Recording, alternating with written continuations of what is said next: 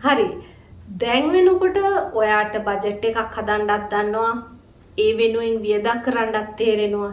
ඉතිරි කරන්නත් තේරෙනවා. දැන්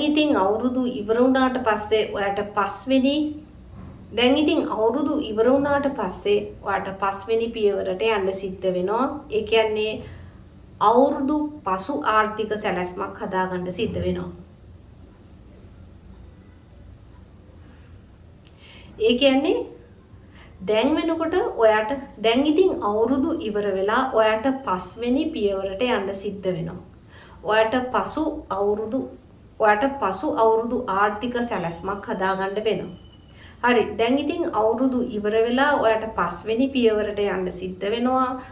පසු අවුරුදු ආර්ථික සැලැස්මක් හදාගන්න සිද්ධ වෙනවා.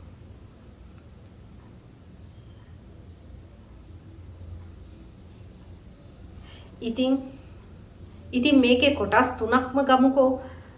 ඊළඟ පඩිය එනකම් වියදම් සැලැස්මක් හදාගන්න වෙනවා. ණය ගෙවන්න සැලැස්මක් හදාගන්න වෙනවා. ඒ වගේම ඉතුරුම් සැලැස්මකුත් හදාගන්න වෙනවා.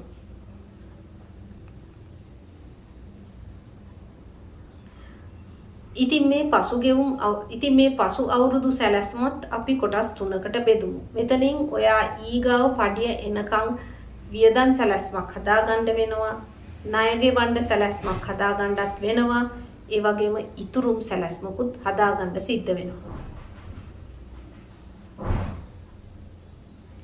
ඉතින් ණය ගැන හිතනකොට ණය බර වැඩි. මේක ලොකු පීඩනයක්. ඒ නිසාම මේක නොගෙවා අත්හැරලා දාන්න හිතනවද? ඔව්. අනේ ඒ වැරද්ද ගොඩක් අය කරනවා. මමත් ඒ වැරද්ද පහුගිය දවස්වල කරලා තියෙනවා. හැබැයි ණය නොගෙවා අපි ෆ්‍රීස් වුණා කියලා. ණය කියන එක කවදාවත් ෆ්‍රීස් වෙන්නේ නැහැ. ණය බර කියන එක එන්නම වැඩි වෙනවා. ඒක එකතු වෙනවා.